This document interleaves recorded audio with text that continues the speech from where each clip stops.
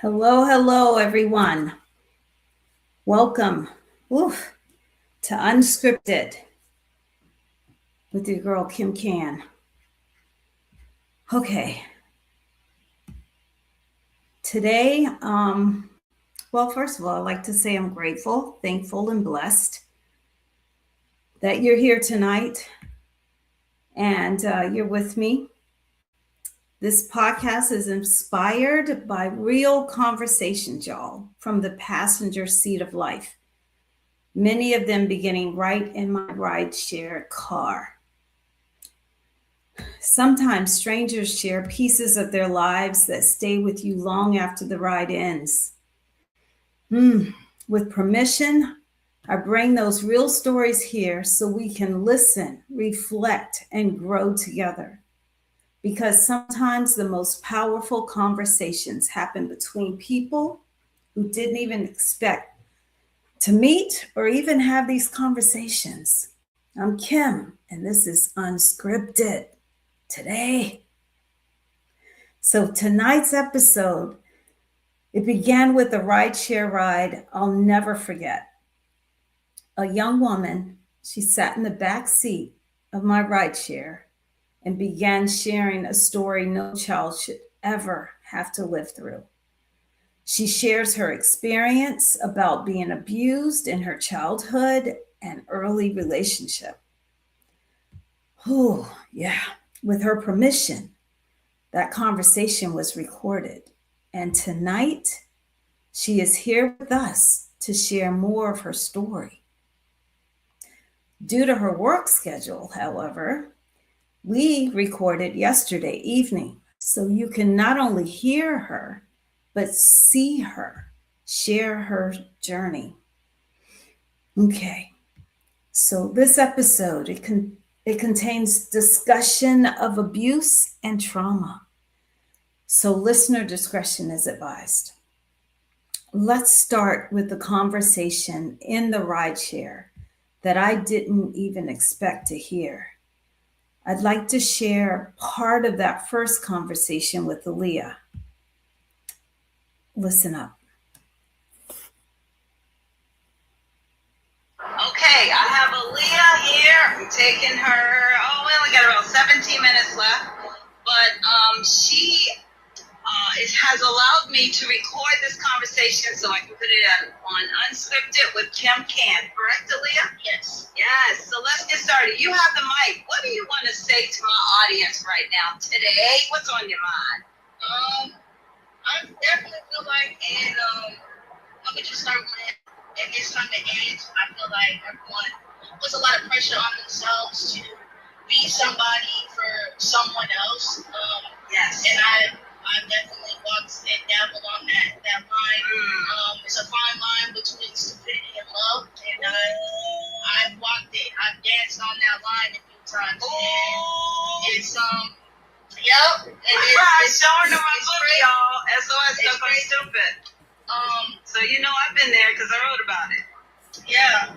And just piggybacking off of what you were saying a few minutes ago, about being in relationships and being with men who only want to take from you.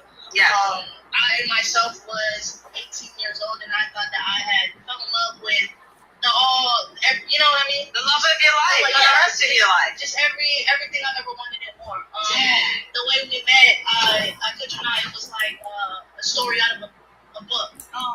Fairy At a tale. party, we saw each other from across the room. We literally glided to each other. All of a sudden, we started talking. We got in the car, went for a ride. I ended up staying the night at his house. We all know one thing led to another, right? But we still stayed in contact that whole weekend. I didn't leave his side. He didn't ask me to go home. He actually wanted me to stay near him. I thought that was, comforting. But in a sense, that's what a narcissist does. They want you right next to you. I need you right here. But when you leave, now I'm mad. I don't care that you want space. I don't care that you're going over there for a little breather, a little break. I need you right here next to me right now. Because it's all about that. Control, yes. And so I didn't see it as that, though. We're young, 18 years old. Mind is very naive. It's still growing. Your frontal cortex is still building. And so I'm thinking, this man's in love with me. We love each other. We're living together. Yeah, we might be living with his mom, but we got our own room. We're cooking. We're going shopping together. We're working on the car. Like, yeah, we did a lot together.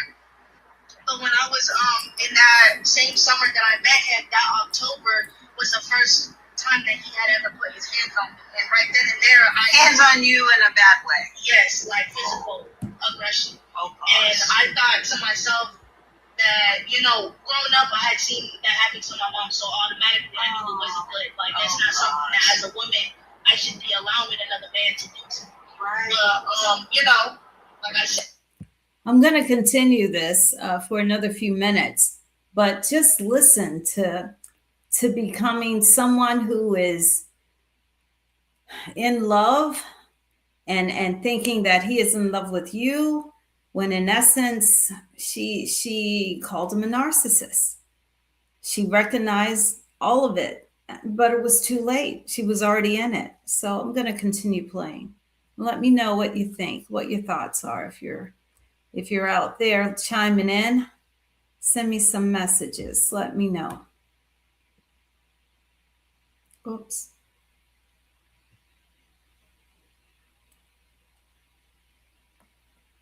Okay, that's what I get for trying to do too much. I don't know where I left off, but I'm going to start it here. Really bad, and I physically and emotionally couldn't handle it because I've been abused as a kid. Oh, so my body will clock out, like, because of the pain, because that's what my body's trauma response is. I will black out. I will not remember what happened. I will borderline pass out. And that's what happened. Like, there would be multiple times where he would, grab me up or be choking me or, standing on my chest or having me in the yes, standing on my chest. And I had to go to the doctor to get an x-ray because I didn't know if my ribs were bruised or broken. Exactly. And mind you, this boy was 6'6" and I'm barely 5 foot on a good day. Yes. So you have a man extorting his entire demeanor and his posture, his height, his everything to instill fear into somebody because not only are they a woman, but they're quote unquote lesser than. And I was trying to explain to him that we're the same people, and he was like, "No, we're not. You're not no better than me." Oh wow. That's when the respect went out the door. Because I would even go to him, and when I would leave him, I'm getting myself together, I'm getting my job, I'm doing what I need to do to better myself, and here he comes in creeping through the back door. Now this is the part that gets everyone's mind twisted, because they're like, "Oh, Leah, why do you keep going back?" You will never understand why you go back to somebody who causes that type of harm until you yourself are in that same position. Say it like you mean it. Because I looked at it, the only way that I could leave that situation was if I looked at it the way that I was my mom. So I'm looking at it, okay, I'm my mom, and I have a daughter out here somewhere, and she's out here being beat up. Oh, no. We're not doing that. No. Mm-hmm. And that flipped the light switch in my head. Yeah. Wow. Packed my bags and left. No way. All right. Oh, I keep doing it wrong. Okay. She packed her bags and left. But it took a minute. And I think I fast forward too much, but in essence, she went through 2 years of this. 2 years of this abuse from a young man that she thought was the love of her life. And to find out that he was a narcissist, oh, that's tough. That's tough. All right, let's continue with another part of our conversation because we talked for over 40 minutes. 40 minutes, y'all, but I'm going to narrow it down to just a little bit. But here's another clip. Let me see if I can get it right on the button. I cannot, so I'm just going to play it right about here. Wow. And so, but I can't just all of a sudden text my family, "Hey, I'm coming through. Let me when they already made plans and everything like that." Wow. So it was very difficult. I was very secluded. I didn't make friends outside of work. And even when I did, and I would go hang out with them and things of that nature, he was always, there on my phone, texting me, where are you at? What are you doing? Who are you with? Oh gosh. You're a weirdo. You should have left, and just calling me out my name, just saying things that were just so unnecessary. Oh wow. And you went through that for 2 years? Yes. But because I thought that it would get better if I stuck around, but it just ended up getting worse. So let's talk about the statement that you made about you don't know what you are willing to do unless you're in that situation, because you're saying that people would question you, like, why don't you just leave him? Yeah. So what's your answer to that now that you've gone through it? Why didn't you just leave him at that time? In that type of relationship, yes, you have a tunnel vision. You don't see anything but that. You don't see anything but them or the situation that you two are going through, or you make up some type of fantasy in your head to see the light at the end of the tunnel. You're forcing yourself to see a light at this point. Because you're wondering, well, I didn't do anything wrong, so why is he doing this? Exactly. So maybe it's me, but what did I do? Did you ever blame yourself? Oh, wholeheartedly. Even when I got into therapy, I had my therapist. She was talking to me about it. She had to tell me, like, take a couple deep breaths, and I'm gonna hold your hand when I say this. It's not your fault, and it was never your fault. Wow. Don't you ever think that a man willingly putting his hands on you is your fault? And that stemmed from my own self-reflection when it came to being abused as a child, because the only person that would ever put their hands on me was my dad. So then to turn around and be with a man, I'm thinking, I felt love. It's cupcakes and butterflies and rainbows the whole time, just like my dad. Oh my God. I told his face, I said, I don't understand why, as a female, I sat here and chose a man that acted just like my father. And he said, don't you ever compare me to that man. No. I didn't compare you. I said, you act like him. You know what I mean?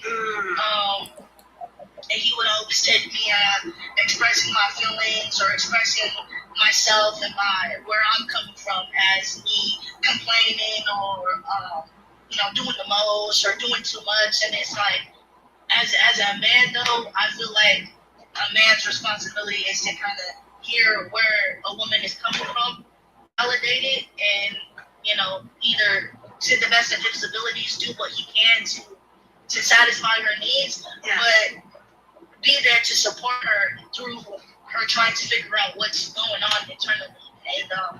And he just wasn't there at all. He wasn't there emotionally, mentally. He was there physically, and but in a negative, in a very negative way. Yes, a very controlling way. Did you hear that? Wow. So she tried to make the relationship work. She tried to understand, why are you abusing me? I don't deserve this. I don't understand why you're pretty much just like my dad. My dad did that to me. Why are you doing that to me? That's trauma. In my opinion, to be able to be exposed to it when you're 3 years old, and then you turn around with your dad, and then you turn around and you think that, you got your life together now, you're all grown up and you want to live your life to the best. And then you meet this guy across the room and he's handsome and he comes towards you, and then you go on getting to know him. And then months later, he's beating you up. He's causing harm to you. Wow. You don't know. I just need to say this. You don't know anyone's story until they tell it. Until you are listening, because they want to share their story. And she shared her story and it brought tears to my eyes. But here's a little bit more. Here's another 3.5 minutes. That's a story. Now, I want to go deeper because I want to know And if you're able to even talk about it, why did your dad abuse you, and how did he abuse you? So my dad, we will never know why he did what he did. Okay. But in the court systems, you know, I went to his plea hearing. He said that he was abused as a child, and we all know abuse is learned, is taught. So, okay, I'm not gonna give you a pass, but I do understand where it came from, you know. But for me personally, I believe that my dad abused me the way that he did because I was his firstborn, but I wasn't a son. And so he had this vendetta against me because I came out as a girl and not a boy. And when my mom got pregnant with my younger sister, he was abusing my mom while she was pregnant simply because he knew that she was pregnant with another girl. Oh my gosh. Yes. And his abuse was very, very, very physical. To the point where I, to this day, have scars on my skin because of the way that he would like just push me around the house. If you look at the way that I walk, I'm pigeon-toed and I have barrel legs. Like when I stand, they kind of go out. Because he used to grab me by my feet and then just shake me upside down. I had an innate fear as a kid growing up, and when I got adopted, the woman who adopted me would always try to figure out why I refused to take a shower or a bath. Because I was drowned as a baby. I would be drowned. Yes. I would come up for air when I was crying, and he would give me a second to breathe and then dunk me again. Are you serious? And then bring me back up. Yeah, he would waterboard me. And according to my sister, I've been thrown at walls and heads was split open, and I've landed in my own blood, and you know, very, very gory things for a child to go through. And we're seeing the things of abuse on TV, and you know, that's why that movie Precious with the mom, right? That was my dad. The ways. Are y'all listening to this? Wow, that kind of abuse starting at 3 years old? And then watching your mother get abused, and then watch your siblings as well. We take life for granted. I have to say that because we just don't know what's happening behind closed doors. We don't, but we're hearing firsthand what was behind her closed door, what was in her home that she thought was a safe place when it wasn't. And mom couldn't even do anything about it, really, from what she told. So here's another clip. And I have Aaliyah recorded from yesterday that I'm going to share with you also. But let's just listen a little bit more so you clearly understand what she's been through. Let me see. I think this will work.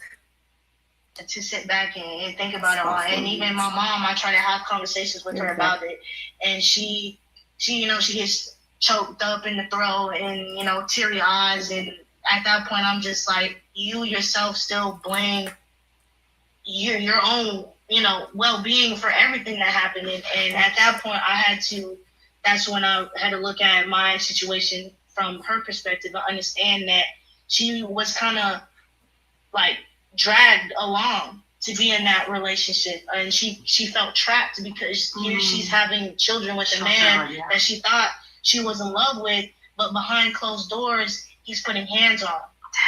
So it really did that was a twisted mind manipulation that he did, and he played it very, very well. And he wore that narcissism like it was a superhero cape. So you have no relationship with your dad? No. He's been locked up since I was 7.5, 8 years old. And I'm 23 now. And he will not be out until 2050 something. Because of? Because of the abuse and the sexual abuse and neglect. He did drugs in front of us. He made us do drugs. I was 3 years old throwing joints. No. No. Oh, Leah, I gotta get out and give you a hug. I just have to. Yeah, you need to be on the podcast. They need to see your face because you want to do it. And I definitely want you to do it, and sooner than later. Yes. Because that's a story. I'm about to cry. And I did cry. I did. Because her story from beginning to end was just too much for me. But there's someone out there that feels like they're all alone and they're going through this by themselves. You're not. You're not. First of all, if you believe in God, He has your back. But I want to play some more because 2 minutes here, 2 minutes there. But I want to go just a little while longer because that's what this whole podcast is about. It's about Aaliyah's story. It's about her story and how she was abused as a kid and then trying to date for the first time and then experience that abuse again. Come on now. And then her story later. I have her recorded that I'm going to share with you. But she had the conversation with her mom. I wrote a few notes down. She was drowned and shook and bled, hit her head. And that's okay? No, it's not okay. It's not okay. And as children, they need a safe place. They need, and as adults being abused, we need a safe place. And she talks about all of this, but let me continue just for a little bit. I'm so very thankful and grateful that I've been given the opportunity to be shown what life is supposed to look like. When I got adopted, I grew up in Scottsdale, so I grew up affluently. I might not have been in the highest tax bracket, but I knew what it was to have my own room, my own bed. I had the opportunities to fall in love with music and learning to play the cello and the piano, the ukulele, and I found a passion for swimming and coaching and being there for kids, and that was what started my passion. Yeah, to want to be working with kids, to want to help kids, to be in the pediatric ward, whether that's at a hospital or because I went to school to be a medical assistant, so I can't go work at Phoenix Children's. I can't go work at Banner or Valley Wise or anywhere. You said you can. I can in the medical field, but I went a different route because I wasn't getting hired in that field. So now I'm a behavioral health tech, and I go in home to daycares, clinics, and I work with kids who have autism. And I see a lot of myself in them because most of these kids cannot comprehend their emotions, so they're acting out in forms of aggression. They're kicking, biting, slapping, spitting because they don't know how to verbally express, oh, I'm mad, I need space, get away from me. And that's how I was as a kid. I would turn into the Hulk, slamming things, breaking things, throwing tables, mugs, glasses, anything I could get my hands on. And look at you today. Now, yes, very well mannered, very, very you totally independent. A lot of people. Yes. Very independent. It's amazing. It's amazing how you can be so traumatized in your youth. I'm hearing it from Aaliyah. And then through it all, the blessings of God being there with you through it all, she came out grateful and thankful. I don't know if you guys heard that, but she said it. And there's more to come. Let's see if I can get a little bit more. Oops, not too far.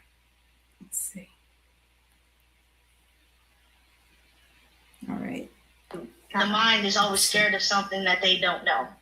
So that's why I tend to keep to myself, and my circle is very, very small because I know that I'm not everyone's cup of tea. I'm not meant to be in everybody's life. I'm not meant for everybody. Right. But for the people that do understand me, understand where I'm coming from, understand where I have come from, we've all walked the same life. A lot of my friends, we've all grown up the same way. Not that we trauma bonded, but it's an understanding. Like, I know what you've been through, girl.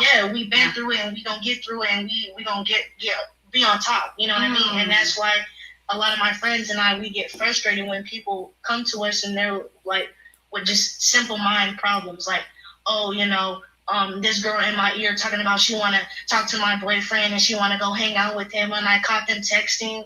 Girl, it's bigger and better things to worry about than you being irritated about a girl texting your boyfriend. Wow. That part. Right. You mean it. That part.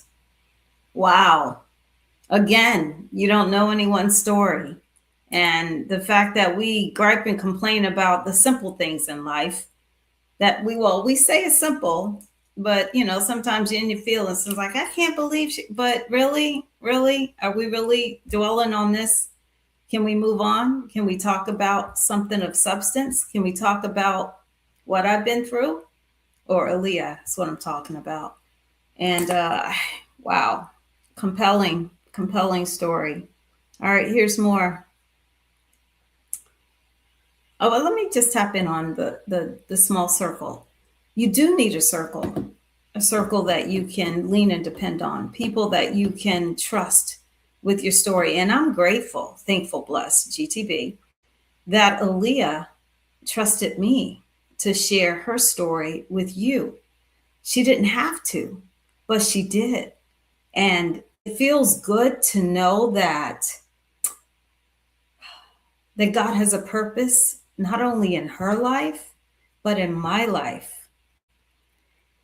And that I am able to listen to people who want to share their story with me and trust me with their story. And some I don't always record. I'll even ask, and some will say, I'm too shy, I don't want to do that. I clearly understand that. But to have this story recorded for you to hear because she trusted me, I feel it's my divine purpose now, what God has for me to do, and that is to listen to my writers.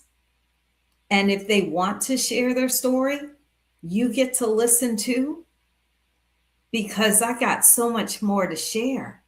And let's just finish Aaliyah's story today. Let's see where I am. Right here. Let's go. That concept at a very young age, the whole what was meant for you will stay on its own, and what was never meant will leave on its own. There you go. And what was really, really meant for you to begin with will come back without being told. Ooh, say it like you mean it. So that, and it goes for anything and everyone, whether that's friendships, relationships, family, jobs. If it was truly meant for you, if you were truly meant to be in that field or with that person or living in that city or staying in that house or anywhere, things will always be put into place to help you succeed and go above and beyond. Like my job, for instance, I was in the back of my mind, I'm going to look for another job. I'm going to handle 2 jobs. I'm going to do this. I'm going to bust it. I'm going to do that. Yes. Universe was like, no, you don't have to do that. No. Let me do it for you. Wow. And watch how I do it. Girl. And now 24-year-old, y'all. 24-year-old. I have a full-time job. Yeah, I might be on the other side of the town, but I'm forever grateful that it is full-time. I can make rent an entire paycheck. One paycheck. I make rent. Done. And I'd rather do that than have a part-time job and another part-time job. And now I'm struggling trying to figure out how to get to and from both jobs. I don't know. Now I'm paying more because one's on one side, one's on the other side. Now I'm trying to figure out how to get in between. And this everything is out on that side. I literally wake up at 8. All right. So did you hear that though? Hi, Charmaine. Thank you so much for being here. It means a lot. And you know what? If you guys have anything to share in reference to what you've heard thus far, even on the replay after this live tonight, share your thoughts, send your comments. Let me know what you're thinking about what I'm doing, and especially this story from Aaliyah. Share your thoughts on what you think about this abuse, this trauma at such a young age. And if you've experienced anything to that effect, share. I want to hear from you. So let's keep going. We got a few more, and then I'm going to bring Aaliyah on so you can see her live. She won't be live again. It was recorded yesterday because of her work schedule. She's just getting off at 6 all the way from the other part of the valley, and then driving a whole 40 minutes, and her phone is not operating properly to where she could actually go live with me at 6 or even 6:15 or even 6:30, 6:45, because she's just getting home around 7. So unfortunately, she couldn't be live, but she's recorded live, and I'll share that with you in just a few minutes. But right now, I'm going to see if I can continue with, but any questions, any comments, share with me. I want to hear from you. All right. In a nutshell, it's like hand delivered to you. God said, you know what? This is where I want you to be. Yep. And you said to me when you got in the car, I love both my jobs. I don't mind coming all the way out 40 minutes away. I don't mind. I love both my jobs. I love what I do. I love the kids I work with. I wouldn't change it for the world. And I feel absolutely blessed to be able to be the person that I needed as a kid for somebody else. Oh my goodness. It's very rewarding. It's like giving myself a hug every day when I go to work with these kids. And the inner child in me is definitely healed. I know that for a fact. Because the patience and the love, the support that I'm giving these kids, I wish I would have had that early on in my life. But, I'm a firm believer that everything happens for a reason. It does. And the universe definitely listens and answers your prayers as well as God. But you also have to be willing to take the steps in order to get to where you need to be in life. You can't just pray and put energies out into the world and the universe and think it's going to come back to you. You have to do the steps and the work to get there as well. And I've been doing that since I was 17. I've been on this, they call this spiritual journey, figuring myself out, figuring out the universe and what it means to balance everything, and karma and, the karmic scales and everything. But it's beautiful, and it's life. And a couple weeks ago, I posted on my story on Instagram, I said, it's not life itself that's hard. It's the decisions and the consequences that come with life that is hard. Wow. But I can't sit back and continue to stress myself out or be upset about anything, because the hell that I am going through is building the heaven around the corner. Oh my gosh. And someone swiped up and said, I couldn't have put that any better. The hell you are going through right now is building the heaven around the corner. Oh my gosh. And all you have to do is get through it. Yep. Are y'all listening to that? Are you listening? I'm gonna go backwards. Building the heaven, because the hell that we're going through right now is building the heaven. That was Aaliyah's words at 23 years old, almost 24. Not only that, but life is not hard. It's the decisions that makes it hard.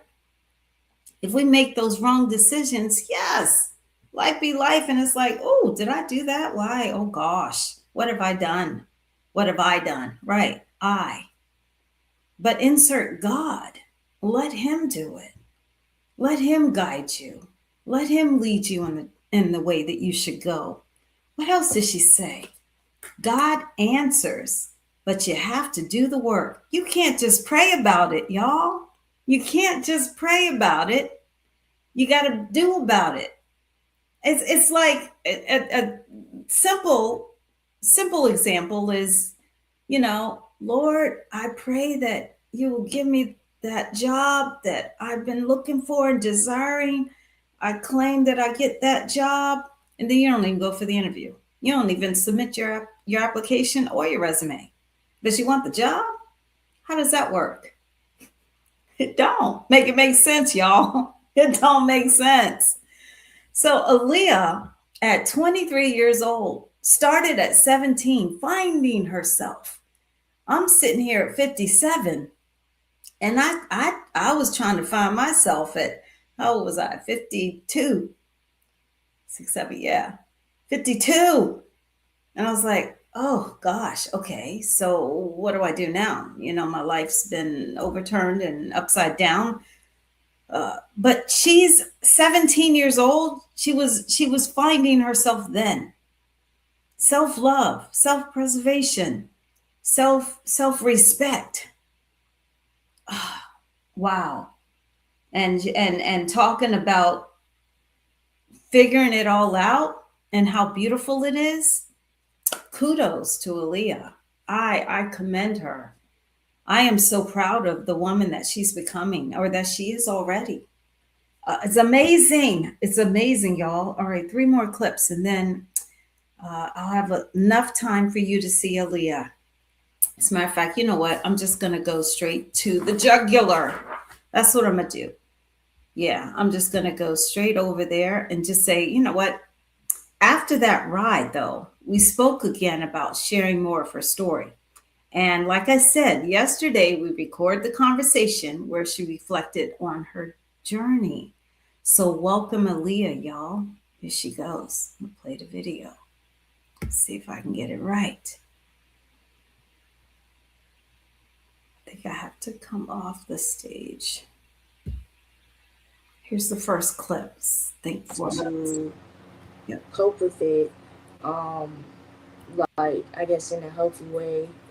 But we were all kids, so we didn't know any better, and so I was, taking the front force of it at the time because I guess unbeknownst to me, once I moved out, and I was put into a foster home or in a foster group home, um, she started going towards my younger sister and taking out anger towards her.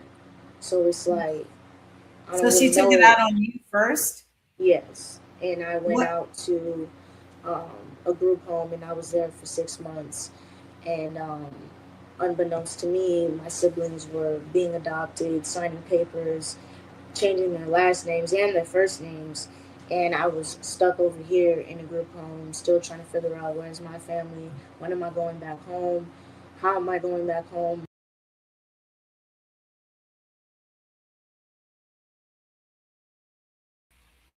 All right. So that was the first clip. Here's another one. I meant they ended up in foster care, guys. That's what. Let me see. I don't know this. They ended up in foster care because of the trauma from dad, and which put mom in a compromising position. But here's another clip. I take a deep breath. I'm like, I can't make a permanent decision, based off that temporary feeling. And so I want to let everyone know who's, willing to watch and listen that life is a book, and you make it what it is. You truly are the writer and the author of your own story, and you can choose to write somebody out, or X them out, or whatever makes you sleep at night in your head when you think of quote unquote taking somebody out. Um, but that has brought me some sense of peace at night, because I can understand that, you know, I don't have to force everyone to like me or be in my life or want to be in my life. Um, Are y'all listening? It's tough. It's not easy. And Aaliyah has been through it all. Um, just recognizing that life is a book and you're the author. Amazing. For her to say that, come on, y'all. Here's more. Here's more. Here's a text from her sister. Oops. I want to set an example. You know, I went to college twice. Now my sister's going to college. Now my brother has to pick up the cues, you know what I'm saying, finish high school, and it'll be up to him where he wants to go. He keeps saying he wants to go to the military. He has my full 100% support. They made it, y'all. The siblings are all doing something positive after all that trauma. And here's more. Here's more from Aaliyah. I think I've started to understand what that truly is, juggling two, now about to be three businesses, school, and a 9 to 5. Everyone's telling me slow down. You're doing a lot. And I'm like, I'm not doing enough. I as a kid, I used to tell myself, you're going to go to the Olympics. You're going to do this. You're going to do that. And it's like, it's okay to have those dreams, and give them passion, give them love, give them the support. And if it turns out true, well then hey, you know what I mean? But don't ever beat yourself up for quote unquote falling short of a dream or not being successful enough, because you will eventually grow into somebody that you used to dream about as a kid. It's amazing. It's amazing to know that Aaliyah is so full of life. She has a bubbly personality. She got in my car, y'all, and she was just talking good things about, the kids that she was working with that day and how she loved her job and she loved life. And you don't always see that. You don't always see the best parts of their life when you meet them, but I did. And I thought it was so powerful that she could have so much positive things to say. Come on, guys, do you have anything that you can tap into and say about what you have experienced, or just the love of God and how he brings you out of these situations to where you're whole again? You got to lean and depend on God. He's always there. You just you gotta write it down, write it out. What does my life look like? And then pray about it.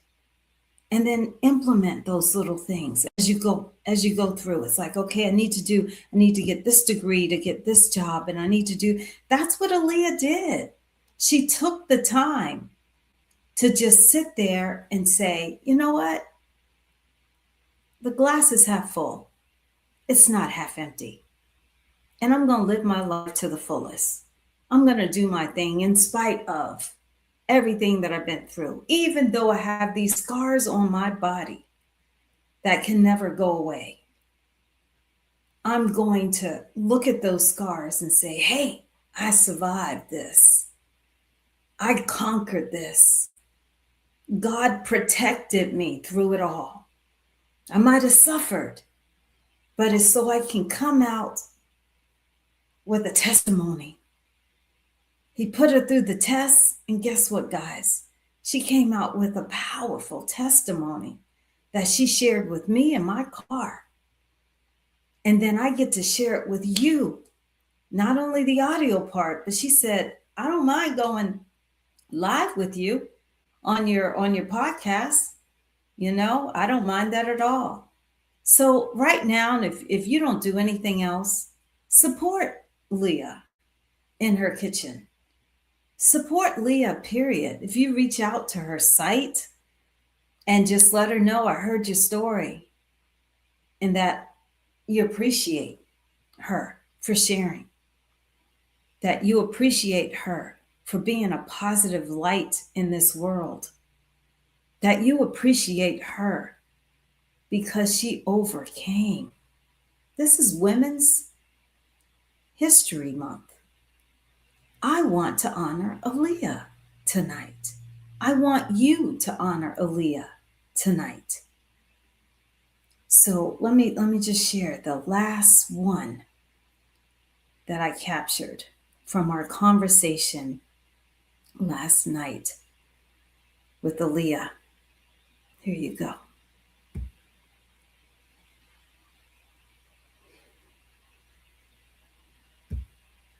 where I started to notice that when I touched things, they got better. Not just physically, but just my aura being there, just my physical presence being there, just my being. And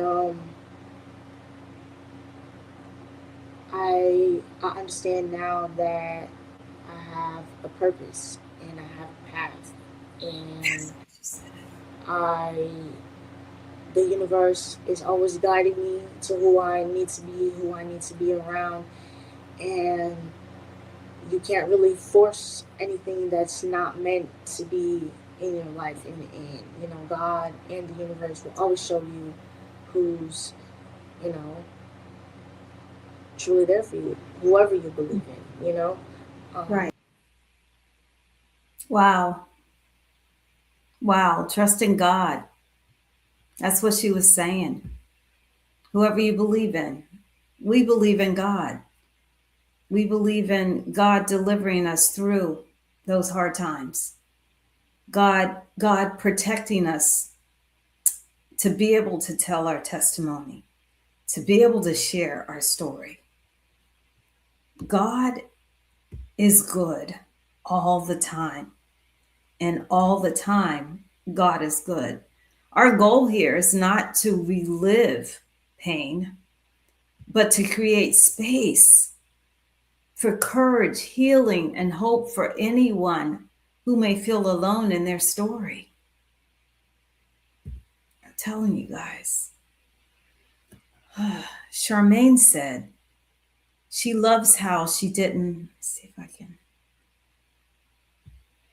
She said she loves how she didn't live in a victim mindset, but a victorious mindset. Yes, thank you, Charmaine.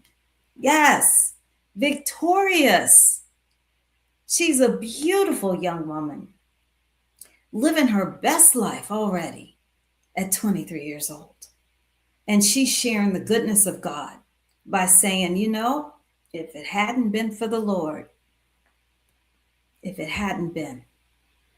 And then Charmaine also said, she is now helping others. She is an overcomer. Yes, ma'am. Yes, ma'am, she is. And I'm so, so proud of her. So proud of her.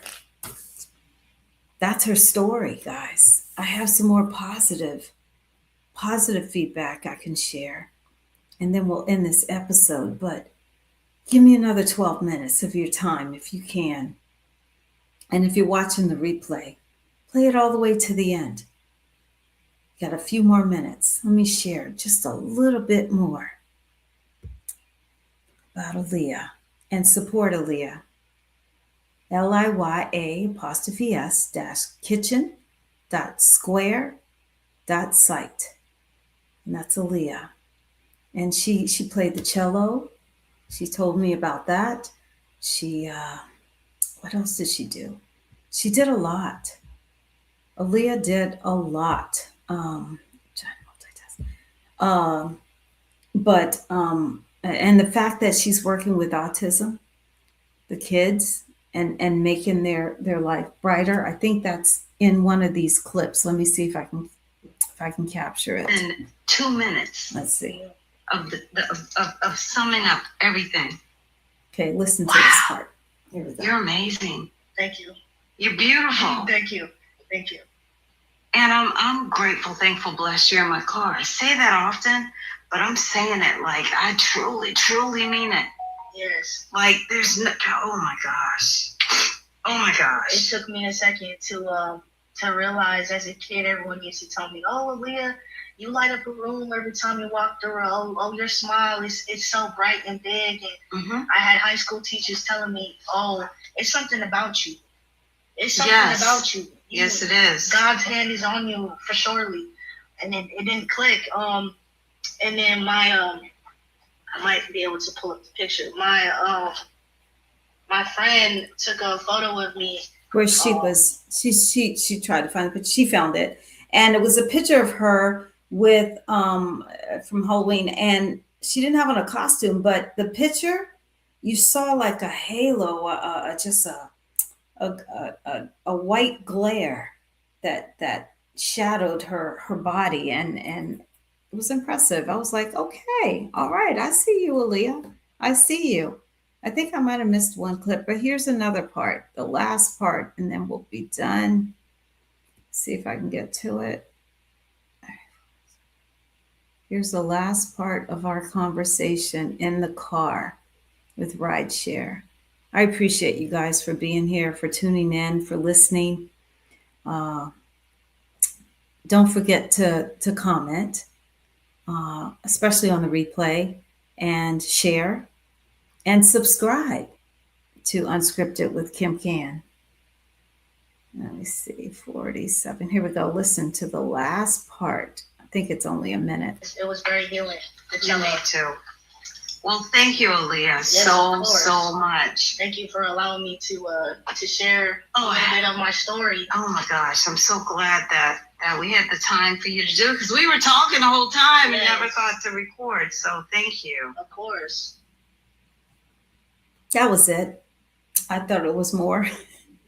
But anyway, thank you all for listening to the conversation in my car with Aaliyah in reference to abuse. I'll put that back up again.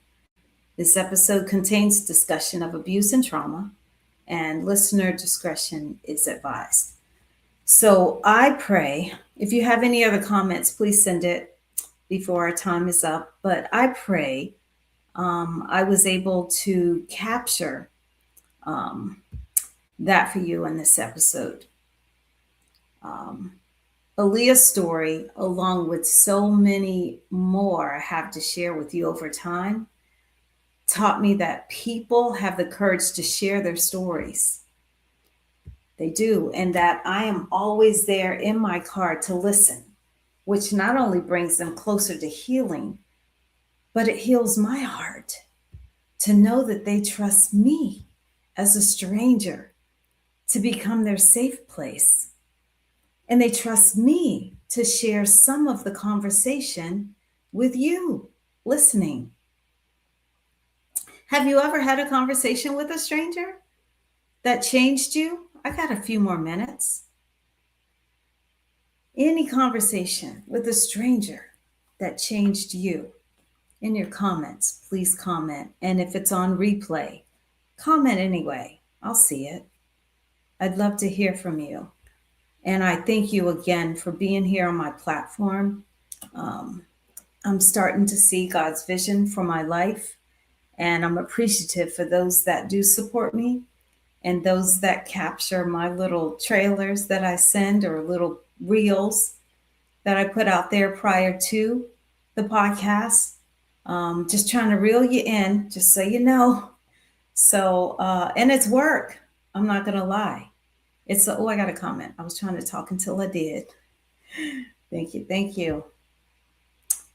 Oh, my sister chimed in and she says, thank you, Aaliyah, for your story. Continue to stay strong.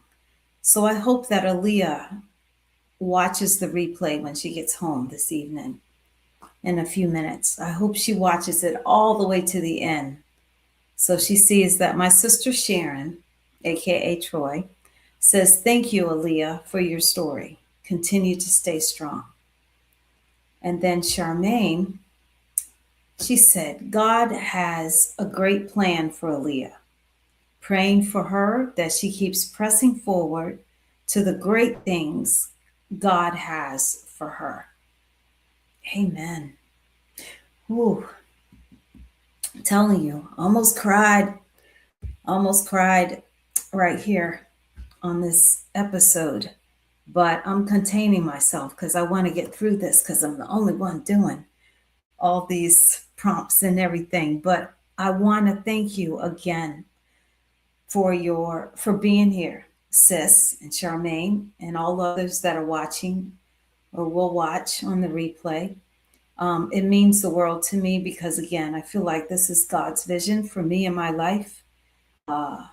Whether I'm praying for someone in my car after they tell me their story that can't be public, I could share it. They just won't. And I get that. I totally get it. And there's more to come, guys. So, like, share, comment, positive feedback. I need it all. If you can do that.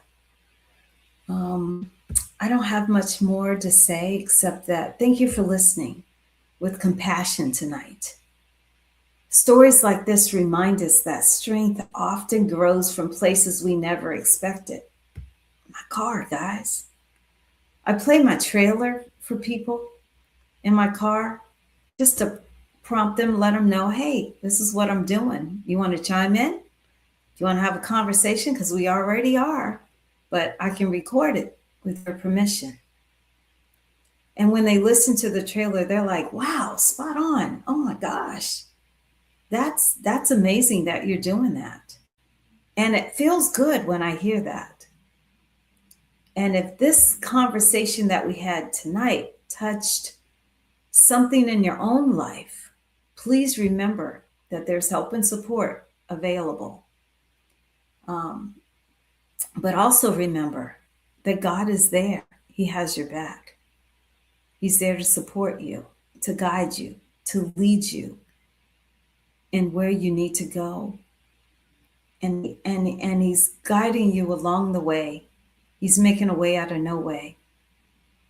So it's about 3 more minutes, and I think I'm just going to close out because I've ran out of things to say. Except, let me put this on. Let's see. Here we go. There we go. Yes. I need you to subscribe, like, comment, and share. Share this podcast with so many other people. If you can do that for me, I would greatly appreciate it. And may I keep pressing forward with this podcast for many, many more.